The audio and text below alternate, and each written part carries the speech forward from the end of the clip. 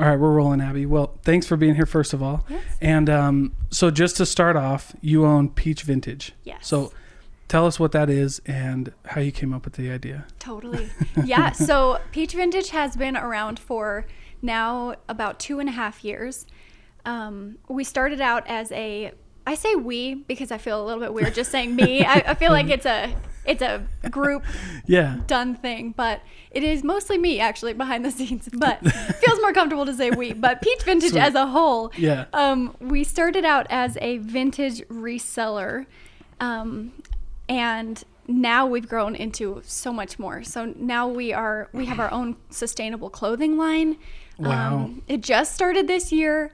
I'm so glad it didn't get canceled by coronavirus happening. Yeah. It got postponed, but it exists now, which is awesome. So now we also do sell a very curated vintage and secondhand resale on our site for home goods and specifically women's clothing and children's clothing. Yeah. But we're moving more into kind of our own thing as well with our clothing line. That's pretty sweet. So you said we know what vintage is. I love the vintage idea, but sustainable. What does that mean? Yes. So sustainable. That was a whole new idea to me. After starting, I thought it was cool, but a lot of people don't. You hear sustainable, maybe you hear like environment stuff, but clothing line, and I'm just interested. Totally. So with our clothing line, our first item at least started out being made from dead stock or secondhand or sustainable fabric. So dead stock is no longer produced. So a lot of vintage fabrics are dead stock. Like 70s dead stock means it was produced in the 70s and no one will ever make it again. Whoa. So it's very limited quantity, and it's pretty cool because of that. Especially, I kind of am driven by the idea that I don't really want to look like anybody else. Yeah. I want to get inspiration, but I don't want to like go shop somewhere where I'm walking on the street and we're all wearing the same thing, Right, for sure. Yeah. So that's something fun with dead stock. And dead stock is a more sustainable way to make clothing and other items from it because the fabric's already been produced. So all of the work environmentally that's gone into making that fabric has already been done. Yeah. And oftentimes with dead stock, if it's not being used, it's just going to go to the landfill. And you would be shocked because in 2017 was actually the latest study that I could find, at least, for what we put on our website. But 11 million tons of textile waste goes into the landfills each year, and that's only in the US. Are you serious? Like textile, so like clothing? Yes, clothing, Are you sheets, serious? Like shoes. Yeah. Wow. I know. Holy crap. Ridiculous. And that is ridiculous. It's crazy. And it was comparing where I found this statistic. We were comparing it to the 1960s, which was 1.7 million, and now it's in 2017 it was 11 million. Wow. I know. Oh my gosh. So I don't even, that's like so hard to comprehend. Right? Because how does that even fit? Exactly. I know. I'm like, how do we have enough earth for that? Because that's also just the United States. That's just us. That's insane. It's absolutely insane. So I mean, it's very admirable that you're doing it, but I'm kind of a little shocked too that no one else like someone bigger, you know what I mean? Like some of these bigger guys aren't like, hey, maybe we shouldn't. Oh my gosh, right? Well, so I will tell you something that's fun is once you get into, I feel like every business person kind of knows this, but once you get into a niche, you start to uncover all of this information that everybody on the street wouldn't just naturally know. Right. Yeah, but once you're reading and studying about it all the time, you're like, oh my gosh. And then you, as a regular person, are able to kind of relay that to other people. So there are plenty of bigger, not the biggest, companies that are working toward a more sustainable thing to help combat this for the environment. But those big box stores and all of the fast fashion brands are definitely not, because it's so much more costly to produce. Interesting. So I think that's one big reason. So it's more, so help me understand that too. It's more costly to use dead stock to make clothes. Is that what you're saying? Kind of, yes. Okay. It's, first of all, so much of that goes into the working conditions too. Oh, and I'm sure. These big fast fashion brands they aren't caring about their workers. You know, we've got big sweatshops and you know where your cute $10 t-shirt came from once you look into it. So of course, mostly what I'm saying is that since things are more limited or it's harder to get a hold of sustainable fabrics, that puts so much more work into that part of it rather than why not just produce your own and make it all so cheap and fast. Yeah, cheap and fast. Okay. Well, that makes sense. So it's now that I think about it. Well, like, and the supply chain to get it, right? Exactly. So like instead of me just using raw materials, now I've got to find a way, and getting raw materials to a factory is sometimes cheaper than maybe truckloads of fabric. Completely. Interesting. So where do you get a lot of your fabric from? Yeah, so something that's been really fun is finding other small shops that essentially do what I do as a vintage reseller, but theirs is strictly with fabric. So they will, like for example, in a lot of big port cities like San Francisco, there are these huge markets. One day I can't wait to go to one. Yeah. One woman who I buy fabric from, she will go and source in these huge warehouses all of this dead stock fabric that is straight up there to say, purchase this or we're taking it to the landfill. Wow. And she'll like go the last through, ditch. Yeah, exactly. Yeah. And it's like designers, this is not considered cool anymore, you know? Oh, interesting. You know what? That makes a lot of sense. Right? You know, the trends. And they're like, we don't want it anymore. It's not selling. Exactly. Yeah, exactly. interesting. So, but then they've produced so much of it. So it's like tons. I mean, you've got the big barrels of all this fabric. And so these girls will, I say girls because that's who I've mostly bought from, some women-owned shops. Yeah, but right on. They'll go, right? Yeah. They'll go through and, go through and sift through so much and find good things and then take them back for their own stores and then just sell them as any other fabric store would, like by the yard. Okay. Cool. And some of them have their own websites. Some of them are through like Etsy, things like that. But that's one place, at least for our first item, that's where I found a lot of our dead stock was just from Etsy and other individual stores. You know, that's super interesting. And, you know, I kind of answered my next question, but like, it still blows my mind that it wouldn't be something that's more widespread. So I think you're ahead of the game. Well, thank you. I think we might be a little bit as well. Yeah. I mean, it just makes sense once you get in the right, you know, markets. I mean, it'll just blow up. Totally. Well, and I think actually this crazy year, while it's been so detrimental to business and to everyone's business, it feels like, it's also been really eye-opening because the majority of what people have time for is sitting on their phones and looking into all of this information you've never had the time to learn about before. Right. And so, and especially with like social and economic issues, I feel like so many people are looking into environmental things and realizing what their money is going to. Yeah. And so with all of this wonderful information, which can be overwhelming, with all of this info, I think people are starting to realize they want to make smarter decisions. And so that's only going to help. Yeah. You know? Well, you know, it happened with me too. You know, I try now to buy more things from, you know, the mom and pop shops, the small businesses. Well, especially when the pandemic hit. Oh yeah. And obviously I can't buy everything from small businesses. No, exactly. I mean? Yes. But I try to buy as much as I can and support like the good causes. Cause I think a lot of the small businesses like yours and other people that I've met, you know, they're like, they're trying to also do good things with their businesses. Yes, completely. You know what I mean? Yeah. And when you said mom and pop, I think it does so much when you can see the people your money is actually affecting, you know, rather than just this huge corporation. You're like, I have no idea where this money's going. Yeah. Or if the workers there are being paid fairly or worked fairly or whatever. Yeah. It's super interesting. So you started this sustainable vintage clothing line. And do you design your own clothes? Yes. And then cut it and sew it and so a little bit. Okay. Yeah. Cool. So thank you. So about just over a year ago, I had seen some wonderful inspiration from other incredible women that I follow. And I was like, you know, I wanted to make my own, wanted to have my own line, wanted to make it sustainable, and wanted to be able to design things. I've always wanted to do that, but it kind of more felt like a dream, you know. I was wouldn't that be cool one day? And then realizing like one day could be today.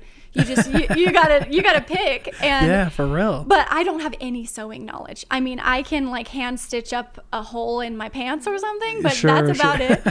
So it took me literally 18 months to find a seamstress.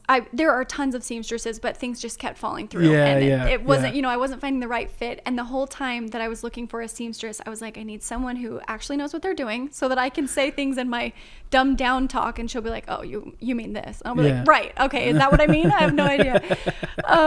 But it took me so long. And while I was trying to find someone, me being a young stay-at-home mom for the most part, I mean, I was like, I'd love if I could find another mom who wants to work but doesn't feel like she has the opportunity because she's got these other duties. Yeah. And I mean, manifestation, it all fell into place and I found someone and she's fantastic. So it's like her passion project too, Cool. So that's a bonus. You want people to be excited about what they're doing, especially if they're working for you. Right. So yeah, I've got a wonderful seamstress. I also have another wonderful girl who makes the patterns. So I'll draw it all up, sketch it out and be like, how can we make this a thing? And she'll put it all into paper. And she knows about, Yeah, she's fantastic. She's studying fashion design at school. And then we pass it off to my seamstress and she's the one who brings it to life. And she brings it. So, I mean, that's a great way to do it. Thank you. Like getting people involved and people who want to be there and then helping out and giving those people, I'm sure the young woman who's in college is loving the experience. I sure hope so. I mean, she seems to be happy each time and it is fun. I mean, especially in college, that's going to be great on her resume. Yeah. I mean, anything. Well, I was talking to somebody about that the other day about like job application processes and stuff like that. And I really feel like resumes are dying. Eventually they're going to go away. Yep. But, as far as like the written part, like obviously you'll want to know what somebody's done, but it'll be like, here's my, but like a portfolio. What I've done. Yeah. Like here's my portfolio. This is what I've done before. Yep. And way more powerful than that. So, I mean, just back to that, that's freaking awesome. So how often do you produce the shirts and the clothing that you make? Right. So, our goal was to have one item for each season this year because cool. That's another part of sustainability is small batches is kind of not, we don't want to overproduce something and have it not sell because that makes sense. Then it's the same problem, know? So, then you're like, now I have all this stuff that's not selling. Exactly. Even if it's made with sustainable fabrics and in an ethical way and everybody's doing so well along the way, it still will create the same problem. So we were kind of trying to do a one thing per season, but then naturally the pandemic hit and I was like, oh my gosh. So 2 months later than it was supposed to, we launched our first item that was going to be for spring and it ended up being a summer thing. And now we have our one other item currently for fall and winter.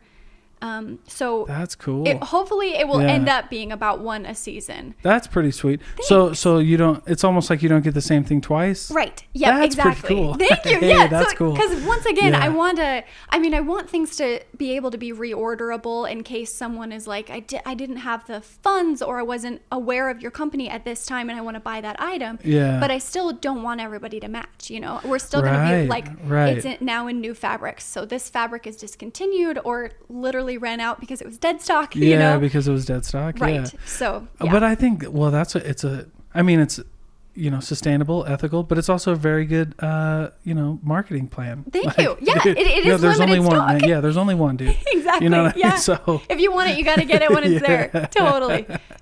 That's sweet. And Thank what's fun? We bought the kids boxes as you know. My kids love them and everything. Good. But I thought it was cool. Like, I thought it was really cool that the idea of like, you get the box and then you have somebody who knows you picking out your outfit for the kids. You know what I mean? It was just really cool. Like it actually took a lot away from me and my wife because the hardest part about kid shopping is like, is this cute? Is this cute? Oh, like, yeah. No, here you go. Like you know the person, you like their whole style. Yeah. And they're gonna mix and match, and you're gonna love it, and you love it. Oh, good. I was gonna say that's literally been one of the funnest things about these kids boxes, which was also a brand new idea as of like. I think it's maybe 2 months ago. Really cool idea. Well, it makes sense. Like people like bundles. Yeah, you know totally. what I mean? Yes. I gotta buy. It's the psychology behind it. Like, even if your shirts are $5, when people like see all the stuff and they hear the end total, they're like, oh dang it. But if you're like, it's like, boom, there you go. You just bundled it. Here are 4 items. Yeah, exactly. 4 items in the exact season and size that you need, and your kid won't look like anybody else, but also they're going to be good quality. Yeah, and they're cute. Yeah, that's pretty sweet. So where did the idea come? You touched on it a little bit, but where did the idea come from to start a vintage clothing line, to do sustainability? Yeah. Like, I mean, obviously it's great, but how was the journey? Sure. Yeah. Well, thank you. The journey was actually, it's a fun story. My husband and I were living in this tiny little apartment, downtown Salt Lake. We had just been living abroad for about a year, for him for schooling, and we were back. And so we were kind of in like big kid jobs now, is at least what it felt like. He was in a big kid job. I was in still a creative, fun job that I was just absolutely loving. Not that they can't be big kid jobs too, but I was working for somebody else. I was actually working for a flower shop, and it was so fun. But I was working for someone, and I always wanted to be able to work for myself. So for the time being, it was absolutely wonderful and fulfilling. But then after work, with any extra money that we had, I have actually been thrifting for probably, like, I was totaling it out earlier, like 15 years or something. And it started out as a teenager, you're like, I don't have that much money, but I want new clothes. So you go and you start thrifting. And then it became like, wait, this is fun. I don't look like anybody else, and no one can get this same thing as me. Yeah. And I can look at all of these amazing vintage images that I was obsessed with, and all my favorite music was old, and I was like, I can look like these people, and that's really fun, because nobody else looks like them right now, is what in my head at least. So anyway, continuing to when I was older, so after work I'd be going and thrifting and finding these wonderful things, and I'd come home and I'd show Zach, and then I would say, but you won't believe it, because I also found these 5 things, and look at these pictures that I took a picture of, but they weren't my size, or I already had one, and I was like, but people who are just shopping at the thrift store have no idea how good of an item this really is. They're just going to buy it because it's $4 or whatever. I'm like, they have no idea how cool this is. And Zach was the brilliant one who was like, well, why don't you sell them? And I was like, flip them. Yeah, exactly. He's like, well, why don't you show people how good they are? And I was like, I didn't think I could do that. And he's like, well, why not? He's like, especially if they're not something that you can bring home, but you know how good they are. Yeah. Sometimes people just need to be shown how good something is. Yeah. And that's kind of how it began. That's kind of, well, and, and that's a great way, a great low cost way to start a gig and start making money. You buy something for $4, show people how cool it is, make a little bit of dough, and do it again. Exactly. Yeah. Yeah. And I think Gary Vaynerchuk does that a lot. Oh, sure. Yeah. You know what I'm talking about? Yes, I do. Like baseball cards and stuff. I think it's pretty sweet, though. It totally is. Well, especially because I think at the beginning, I kind of felt a little bit of that imposter syndrome. Sure. Someone's going to be like, okay, but I could just go get this at the thrift store. And I was like, first of all, you totally could. But you're going to have to spend all of the hours and the learning that I have for the last 10 years. So you might as well let me do it for you. And then people are like, I'd actually way rather do that, because we love online shopping. So if someone's already done the work for you, but you also get to be unique, bonus. Yeah, exactly. Well, and that's what a lot of people don't get about service industries or these kind of specialty industries. For sure, you could make this on your own. You could go find your own people and go do your own thing. But that's not what you're paying me for. Right. You're paying me because I already have it. I already know the people. I've spent 10 years looking for the best of the best. Exactly. And all you got to do is click a button, man. Yeah, I've done the work for you. So you can go do all the work, or you can just let me do it for you and still have the same result. No, people don't get, that's a lot. That's probably one of the biggest misconceptions when you deal with service industries or sales or these specialty shops, Yep. If you want specialty items, sometimes if you can't find it at Gap, it's going to be a little more expensive than Gap. Yes, exactly. And there is a reason for it. And it should be. I'm one of the people who's like, it should be. Yeah. I mean, completely. If you're ready to support your local businesses, if you're ready to support small businesses, excuse me, you should be ready to pay for it. I so agree. And we're not, and I'm not, and I mean pay for it. People think I'm trying to take advantage of people, but no, you know what I mean. Yeah. I do. Just pay for it. Well, I was going to say that was honestly one of the toughest things for this clothing line in my mind, because I also want, everything that I do to be accessible to everybody. Yeah. Not just for business profitability, but also just because I'm so stoked about it. I want all of you to get it too, yeah, you know? Yeah. But I was so nervous for, especially the end cost of it being sustainable, what it would cost. And I was like, oh my gosh, I kind of feel bad that it's this higher priced shirt, especially compared to thrifted items that I can get for people. Yeah. But breaking it all down, that's because my seamstress is paid a living wage, and the fabric itself is made sustainably. For example, our shirt, our most recent release, the Prairie Top, it's made out of, first of all, it's in a factory. It's produced in a factory that is completely, I wish I could think of the word right now, but it checks off all this checklist for it's completely ethical. The people there are treated well, they're paid well.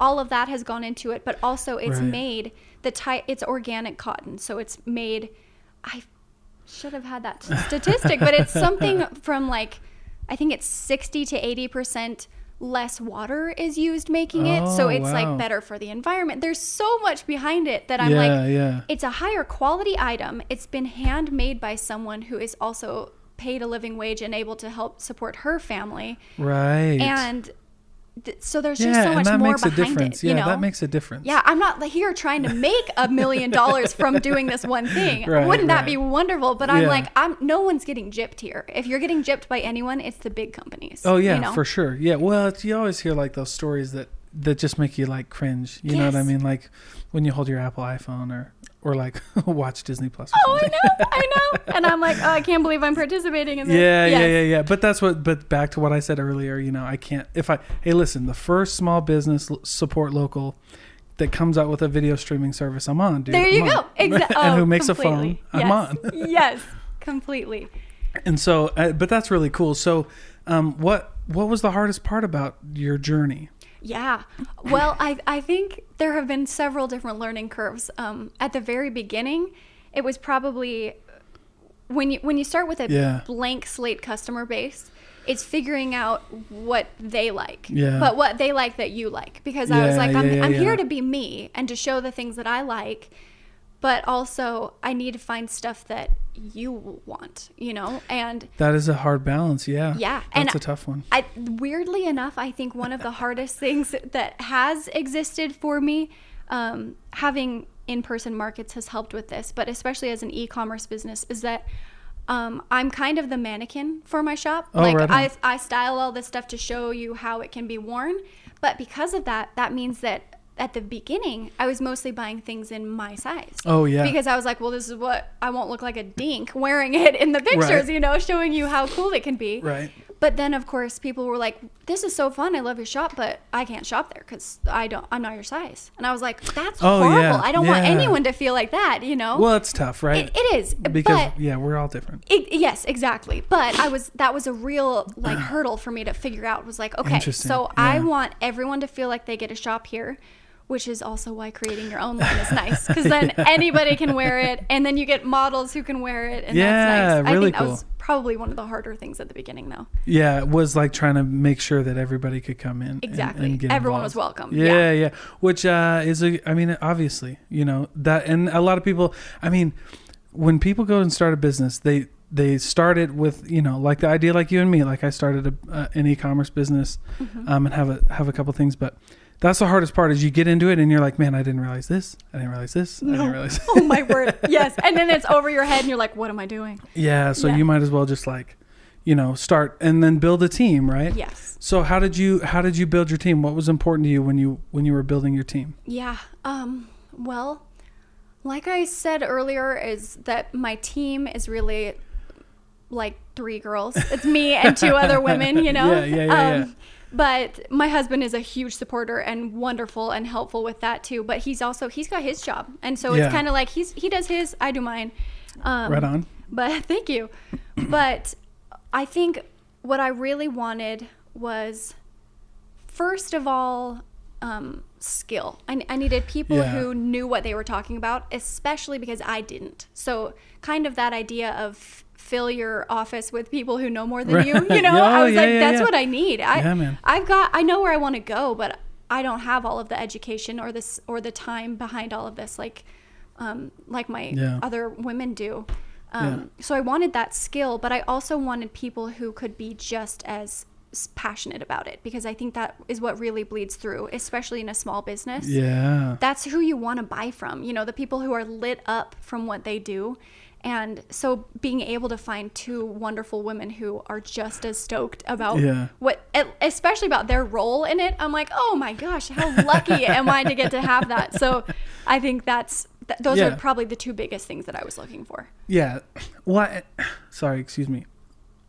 But I think that a lot of people miss that again, right? And that's why I love having business owners on, so that people can realize, like, when you start these, like, it's important to, you know, have a team, to pick the right team, somebody who's passionate, because that's also why you like the support local. Yes. You know what I mean? Yes. Like, yeah, you know, you can go to the big guys who spend millions of dollars on a commercial that looks cool. Right. But, like, there's nothing that beats, like, that person who's, like, doing it because they just love it, man. Yes, because that's their cool. dream. Yeah, that's so cool, man. Yes, well, it is cool to support someone else's dream. It's good. Yeah, and if you're not on board with that, you should get on board with it. You know? Agreed. Well, I was gonna say, I think it's especially cool to support someone else's dream, because all it does is drive into your mind that idea that means yours can happen too. Yeah. You know? Yeah, it's kind of that karma. Like, if you're gonna support someone else in theirs, people are going to support you in yours. Right. You know? And it just, it comes back around. It doesn't matter how you slice it either. Like,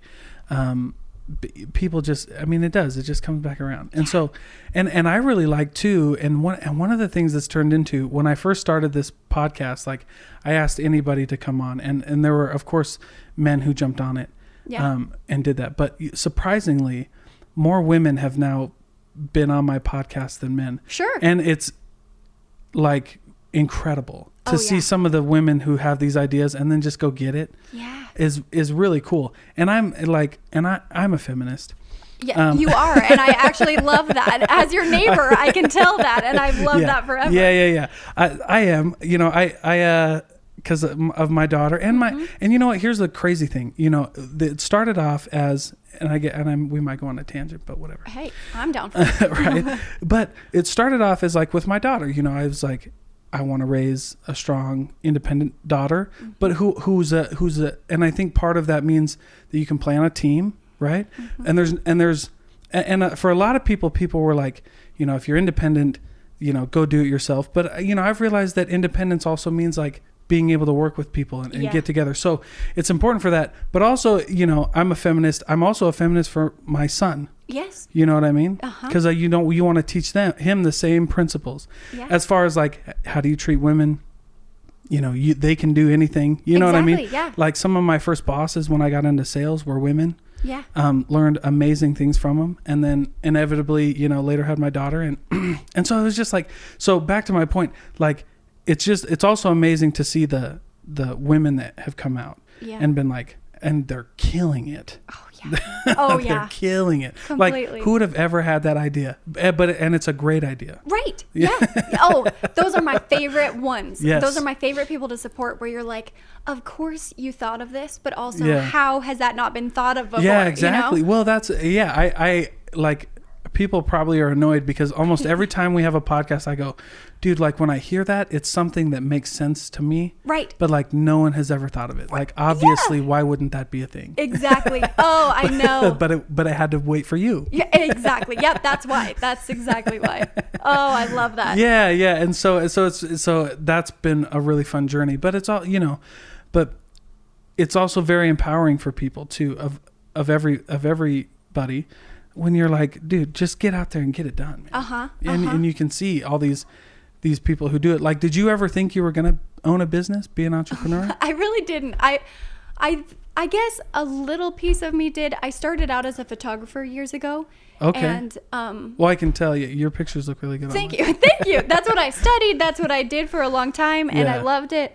And I guess a little part of me, I didn't think about it as owning your own business, but I was like, well, yeah, I'm going to be a photographer, and that's great. Oh, sure. But I didn't think of it as like, I didn't think of it as like, this is my business. I thought of it as, this is my job, but not really, this is my business. Sure. But I don't think I really ever thought about, like, the idea of, no, I built this from the ground up, and this is something that now there are people working for me. That is not something that I ever really considered or thought of. And that's a very exciting and scary feeling. Yeah, well, it's a lot of responsibility. It is. To own your business, and have people who are depending on you now. Right. Yeah. More than, because, people will always be like, family is one of the most important things, and absolutely it's one of the most important things. Yeah. But in my mind, it's always been like my family, like if I fail, my family will be there, right? Exactly. Yes. But if I fail in this business, like people are actually you know what I mean? Like completely. I'll always have my family, and me and my family will make it work because we love each other like that. But if I have somebody who's depending on me for a source of income, that's a little different weight. Oh, completely. Completely. You know what I mean? Yeah. Because that gets messy. It does. Because I've had it happen before, where it just gets, I've been in charge of salespeople where it's like my whole job is to make sure that they make money for their families, and it's like, dude, that's a weight. Oh. How do you deal with that? I was gonna say there are no wrong answers. No, sure. Well, I'm fairly new at it a little bit, just simply with our line actually finally getting to launch this year. But part of it, mostly, there is quite a bit of stress, but there's more of it puts like a fire underneath me, and I'm like, we've got to make this happen. Not only because I want it so bad, but because of how much good it's going to bring to so many people, not just the people who purchase these items, but the people who make them, I mean, I think mostly it just lights this fire underneath me to be like, I can't give up. I can't, exactly. Go. And I love that you brought your daughter into it too, because I was going to say my daughter has been a huge reason for this whole company. In fact, we started it when we were trying for a baby and had been trying for quite a while, and it just kept not happening, and that was so devastating that finally I was like, I got to put my love into something else right now, but for myself, I got to do something for me. And that was when this idea all happened, and Zach helped me come up with it. Interesting. And we had been dreaming for a long time of making the middle name of, if we had a little girl, it would be Peach. And so then I was like, well, okay, I'm naming my store Peach Vintage, because that's like my dream, and it's just not, that dream is not happening, so I'm picking a new one. And then interesting. That actually was the month that I was pregnant, and I had no idea. And here I started a business, and here it was. So it, right on. I know, it was pretty fun. But I was gonna say, with that, employing people too, there's also been this fire of, not only do I not want to let them down, and so I've got this fire underneath me, but my daughter has a hardworking business owning mother, and I want her to see what women are capable of, and what not only what we're capable of, but how badass we can be at it, I would love for her to be able to be raised around that. So I'm like, oh boy, don't quit now, because she won't remember right now. She's too little. Yeah. Well, and the kids are watching. Right. Yeah. Yeah, man. Well, and I think that's such a big deal. Yes. I mean, there's nothing cooler for a little girl to see someone who, their influence. Yes. And more specifically, a woman influence. Mm-hmm. Making it happen, dude. Someone who looks like them because she's female. Right. And they're like, great. I mean, not that I didn't think I could do what my dad does, but she looks like me too, and we're built similarly, and I'll do what she does, Oh yeah, for sure, man. Well, so dude, I had a question in my head, but I lost it. Oh no, it'll come back. I'm sure It'll come back. Yeah. But it really does make that big of a difference, especially to those young girls. So who were your influences? Oh man, that's a really good question. Well, okay. So I don't know that I had this influence when the business began, but once it started really taking off, was actually it goes hand in hand with one of my favorite books ever, but it's Jen Sincero. Okay. And if you have not read her book, You Are a Badass, then I've heard of that book. Okay. Yeah, okay, oh, yes.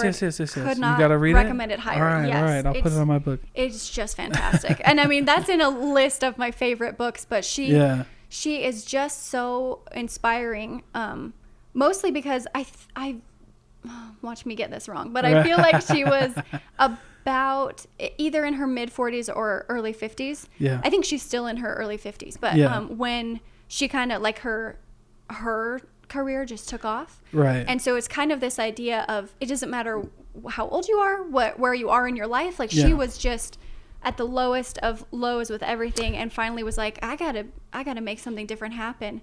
And also because she's a woman, I was like, yeah, because I think she also touches a little bit on like, I no longer was attached to the idea of like marrying someone that would make my life good, or marrying someone that would make a lot of money. Like, why couldn't I do that? Yeah. And I'm like, yeah exactly. Right, yeah. absolutely. I'm like, that's what I'd love to do. My husband, our goal is that my business kicks him out of his job, so he's working for us. You know? Why not? We'd much rather do that and working for us. Yeah, and you know what's so crazy? Like, I feel like because I've looked into a lot of this stuff, but like, there's so much ego that just goes into not letting people, especially women, that just like, go ahead, man. Like, you should not. There's nothing wrong with, these traditional roles. Traditional, I say, you know, with like, men work and women stay at home. I mean, if that's what you do, then I mean, do what you got to do, right? Yeah. But also, there's nothing wrong with flipping that, or and I've said this before. The best relationships are where you have two independent people working, and then moving. You know what I mean? And I got my thing, she's got her thing, and we're rocking and rolling. And, and we're good together because of that. Yeah, exactly. Oh, I love that. I so agree. I just think the main point in that kind of in a marriage relationship too is that you are choosing, like the two of you together are choosing what roles you want to play. If the traditional roles are what you want to pick, then that is awesome. That's what's going to bring you happiness, and that's fantastic. But if that's not what it's going to be, then you get to pick something else. I think we forget that we get to pick. For real. Well, and it's just been really cool to see everybody kind of come together on that idea. At least most people. I think the my generation, our generation, is getting there. Yes. We're working on it. Yeah. Which is what it should be. Like, I read Girl, Stop Apologizing. Yeah. And Girl, Wash Your Face. Yeah. I read those books because it's just important. Like, as because I'm like I'm like the person like nobody likes, male, Christian, I'm white. You know what I mean? But and I'm okay with that. Like I'm okay with that. Because again, like I have my own stuff. Yeah. But so I like to read those kind of books because it just it helps me empathize with people. Because it's just like, this isn't my game. Right. You know what I'm saying? Like for me, like I need to educate myself because this is a battle that I need to be involved with, but it's almost like it's not mine. I need to empower somebody to get it done. Cause I can, you know what I mean? I can't rise to the top and, and shout equality because that doesn't make any sense for me, because what's better is when I shoot other people up to the top. Yes. What you got to do is use your power and influence to help those who need the power and influence. Yeah, exactly. I so agree. Sure. And so that was one of the reasons I started a small business too, was all the people I was going to meet, and the podcast. Like, I started that so that people, no one's rah-rahing the small business guys. Right. No one's sitting down and interviewing these people. Like, no. You know what I mean? It's cool if you get like on a radio or something, but like what was cool was like, you guys don't, like, the people don't realize, our community doesn't realize we got a lot of cool people in here doing a lot of cool stuff, man. And if you can, you should. Yes. Oh, I so agree. I love that. Yeah. So what other books do you like? Yeah, I would say, so I actually started reading one this week that I was like, oh, I need to tell Dalton about that on the podcast.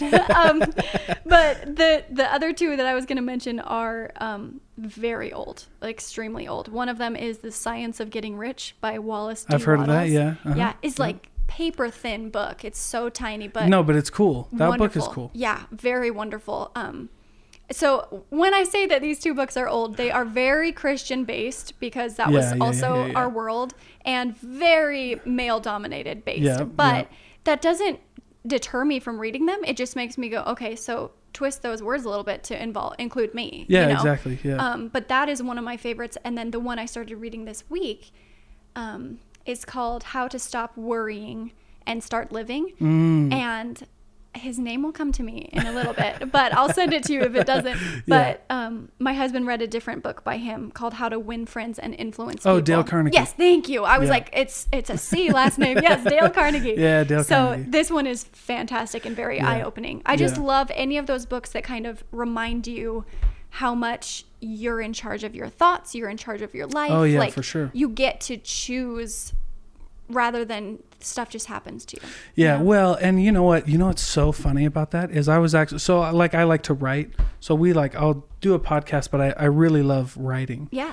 And I was writing something, just my thoughts down in like my journal on confidence and stuff like that. And so what people don't understand is like, so I think my motto for my life is remember acceptance, not control. Oh, right? love that. And so people think that like you're saying, right? People think acceptance means I got to lie down and let things happen to me. You know what I mean? Right. And that is not what acceptance means. Or tolerance. Like we can, I was just on Facebook, this week, and I was like, somebody was, very political stuff. And I don't like get involved with politics because I have my own ideas. But but there was somebody who wanted to vote for this certain person.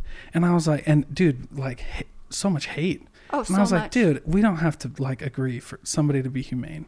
Yeah. So like, do you, man, whatever. But that was my thing, was like, people think that like tolerance and acceptance mean I got to let stuff happen to me. Right. And that's not what it is. And confidence is not letting things happen to you. It's accepting what the universe is doing. Yep. And then making it work for you. Exactly. You see what I'm saying? Exactly. Yes. So, yeah, well, I haven't read How to Stop Worrying, right? Yeah. But I've read enough to where like, the Buddha said, or I don't know if it was the Buddha, but worrying just means you suffer twice. Exactly. Yes. So in this worrying book, one of the quotes he says in there is, it wasn't from him. He's quoting somebody else, but of course I can't remember who that is. That's fine. They say, I've had so many incredibly hard situations and experiences in my life. Oh yeah. And most of them have never happened to me. And I'm like, exactly, because we just create them in our own minds. Well, this was from the Buddha, and he talked about, and I think I talked about this on another podcast episode, but he talked about there's always two stories when something happens. There's the story that actually happened, and then there's the story that you tell yourself about why it happened. Yes. Oh, it is so true. And like, they used getting shot with an arrow. So like getting shot with an arrow hurts. Right. And that's the story. You got shot with an arrow and it hurts, but that will heal. What takes longer to heal and what can be even worse than an actual arrow penetrating your skin is the story you told yourself about why you were shot with an arrow. Completely. Yes. You know what I mean? Yes. When the whole story, now whatever the story is, right?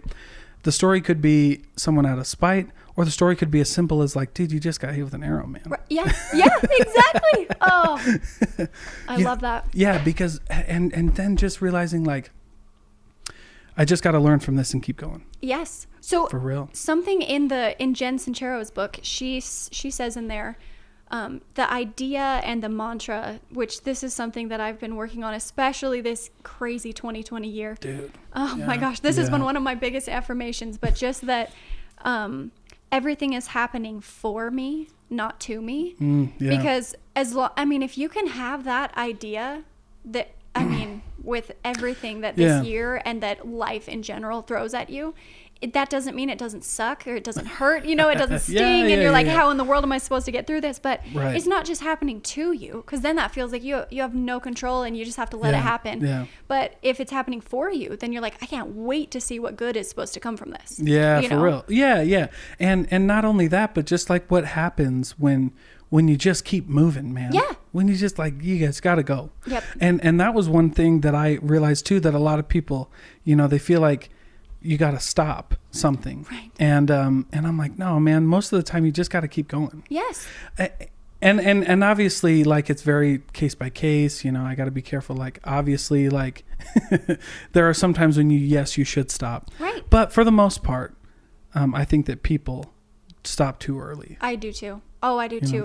It's way too easy to think you've been given a sign that you need to give up, when really it's just like, you're almost there. Yeah, we give way too much credit to, okay, I'll say this right, but like, we give way too much credit to things like, so I believe in like Satan and things like that, but we give way too much credit to Satan or like devils or adversaries, right? Like, I was trying to do this and something happened and it must be the devil trying to get me to stop. It's like, no, man, maybe it was just life and you just need to keep going. Stop trying to figure it out and just go. Oh, exactly. And okay, I don't know if this is just the like spite in me, but I'm like, if that happened to me, I'd be like, well, that makes me definitely not want to stop. Because I want to show you that you're not going to stop me. You know? But I say that because a lot of people use that as an excuse. Yes. Like, something made me not do it, or something made me do it, or something like that. And most of the time, man, it doesn't matter. Actually, it doesn't really even matter. No, it totally doesn't. So I read this book. If we're on books for a minute, I read this book by Kate. Anyway, her name's Kate something. Kate Bowler. The book's called "Everything Happens for a Reason and Other Lies I've Loved." Oh. And the title makes you like shy away from it. Sure. But this lady's got like such an incredible story of but how she learned how to keep going. I won't spoil the book, but it was probably one of the best books I ever read, because the main point of the book is that, stop telling yourself everything happens for a reason. Let it be what it is and keep going. Completely. And keep moving. Yeah. Yeah. Oh, I love that. Because the story that we tell ourselves about why something happens, whatever it is, will do more damage to you than not. Completely. And I think we pick the reasons. You know? We do pick the reasons. We do. Holy crap, you're so right. I think that's what we forget, is that we get to pick the reason. Yeah, you're so right. So I just agree with that. Dude, yeah. I need to read that book. You do. You can borrow it. Okay. Because you know what's so funny? I try to give that book out as much as I can, because there's something, so we live in, the Western society. We live in a Western culture. There's nothing wrong with Western culture. We missed one big thing when we brought religion over to the West. And that was that pain and suffering are sacred. Yeah. You know what I'm saying? Like there's something very sacred and necessary about going through this. Completely. And so we miss that. Yeah. We miss the symbolism behind, like, it's all right, man. Yeah. Yes. Oh. You know what I'm saying? Yeah. So if you don't mind, real quick. Yeah. You mentioned a part of the story about starting your business. Yeah. Where, that you said the first month was when you found out you were pregnant. Yeah.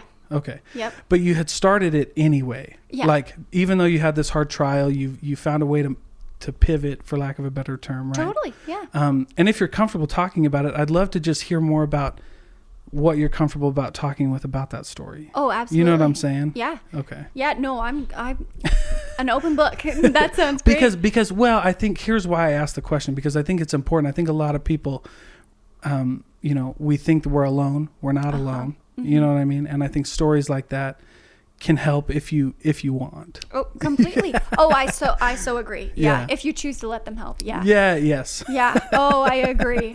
For sure. Well, yeah, we because I'm sure it was hard, and then you were like, you know what, I'm just going to start this business. Yeah, I honestly, it will sound a little bit depressing, but that's also because it was. I was definitely depressed, but so was my husband. Sure. And I know, that's so tough. It is, but it's so tough. And I feel like I can own up to the suffering that we went through, but we haven't even dealt with it as hard as plenty of people that we love and we know. That it was just a small taste of infertility is what it felt like.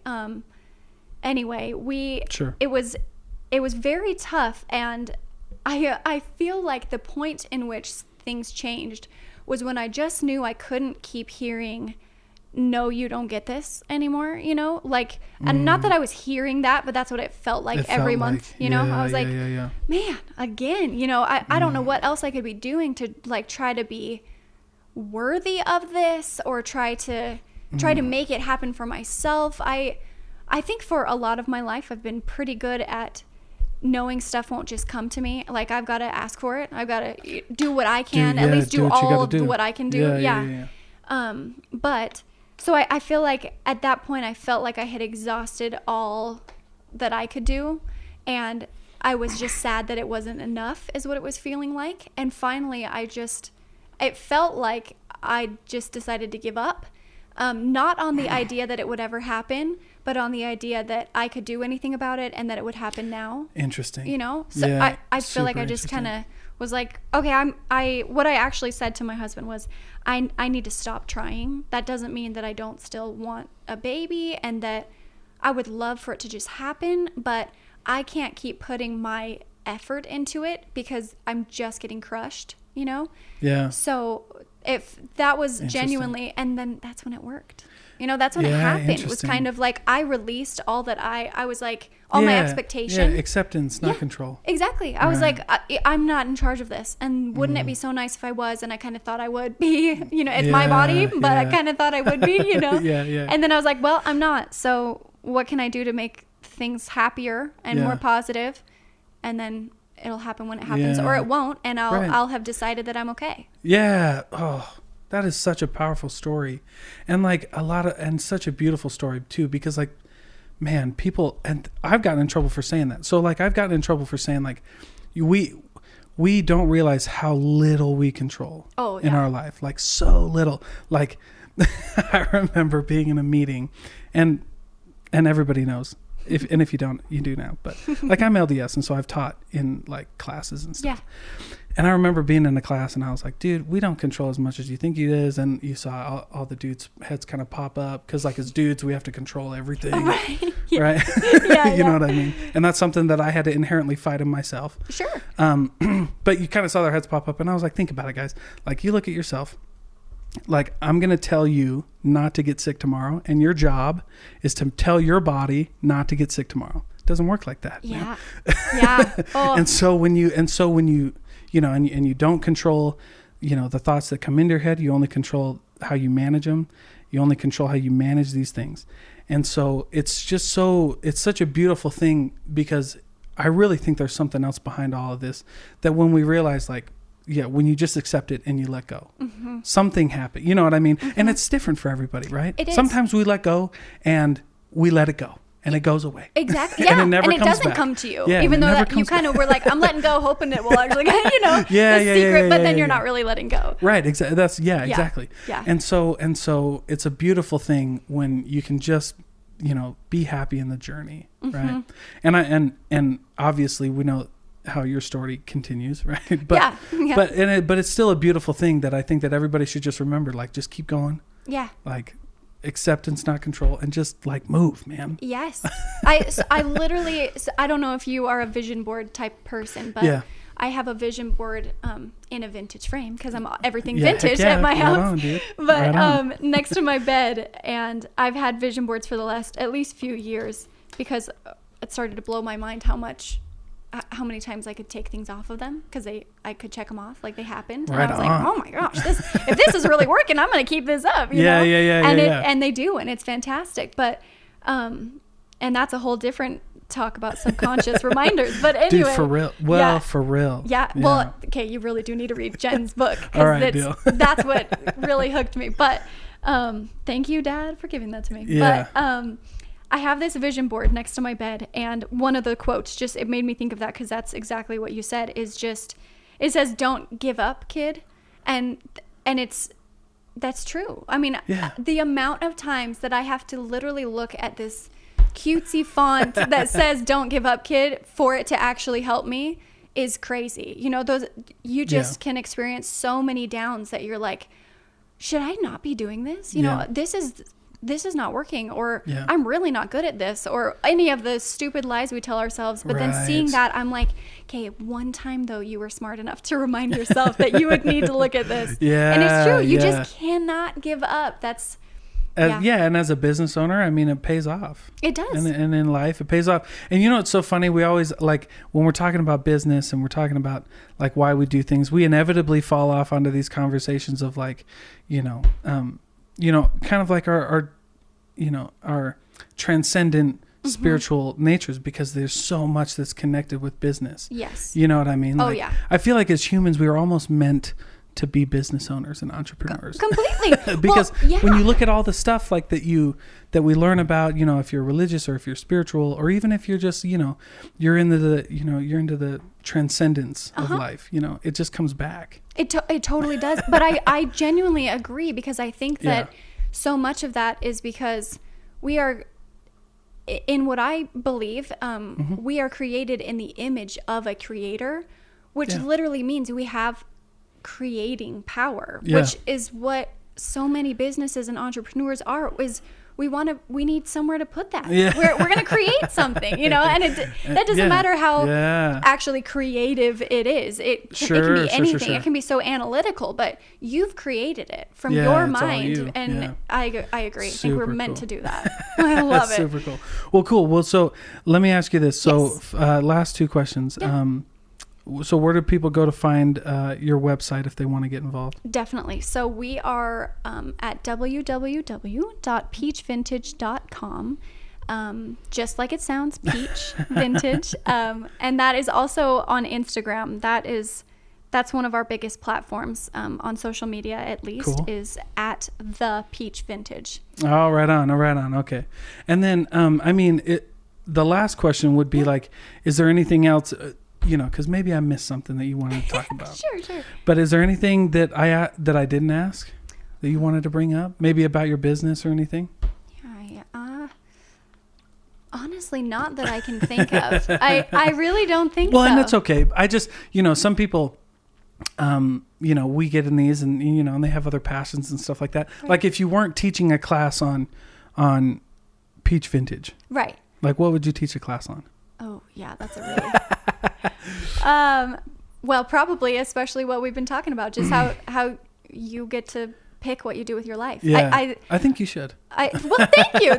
That's a little bit of my podcast when it is back up and running, but it's just, I think so many of us, at least so many people that I know and love, genuinely don't think that they are capable of doing what they would want to do with their life. Yeah. And as someone who disagrees with them, that just shocks me. I'm like, no, that's why you exist. That's the reason you're here. There's a reason you're called to do something. There's a reason you feel this burning, is because you're meant for it. And that doesn't mean it's going to be easy. That doesn't mean it's going to be handed to you, but that does mean that you can do it. And even cooler if you have to overcome so many hard things in order to. Right. Well, and so tell people the name of your podcast and they can listen to it anywhere. Yeah, they can. Yep, it's on all platforms.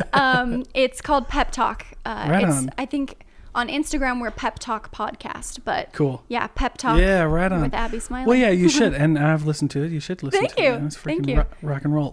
Okay, I know I said last question. No, I'm loving this. Whatever. But you mentioned your dad gave you the book You Are a Badass? Yes. Yeah. So. My dad forever, actually, this other Stop Worrying Dale Carnegie book is my dad's, and I stole it from him at his house. But he's been so good and into so many things about your calling, and you're in charge of your life, and you get to pick what kind of money you make. You get to pick what kind of life you live. Yeah, man. And that doesn't mean you get to pick all the stuff that happens around that, but you get to pick that you're going to do it anyway, Right. So he's been really good at that as long as I can before I was born. Yeah, but I actually, so funny, I feel like women especially feel like when they have been longing for a baby, there's no way that they can have postpartum depression. And that they're allowed to feel that. And I definitely had it pretty deeply and needed some good help and medication. And now I'm good, which is so great. But while I was suffering with that, I was just a mess. And once again, feeling like a victim to my life and feeling like a victim to my mental health and being like, I never get to be me again. I never get to... Like, I don't have any control, And my dad was like, here's this book you should probably read. And then I was suddenly like dancing around with my baby. I'm screaming to Zach all the time. I'm like, oh my gosh, you have to read this. This is so amazing. And that's sick. Yeah. So that genuinely changed my whole outlook on everything. Well, and, that's really cool. I like those stories too, just from and I'm sure Zach feels the same way, but like that father-daughter relationship's like super special. Yes. You know what I mean? And they can do a lot. They're golfing right now. They're literally, he got her a tiny putter and they're out golfing right now. So sweet. Yes. So theirs is very strong. That's great. Good. Right on. Well, hey, thank you so much for being here. Yes. Thank you for sharing your stories. Like, I know that sometimes, it's always nerve-wracking, but I really appreciate it. And this is going to be a good one. Thank you. I can't wait. This is awesome. Thank you for the opportunity. Yeah, thank you.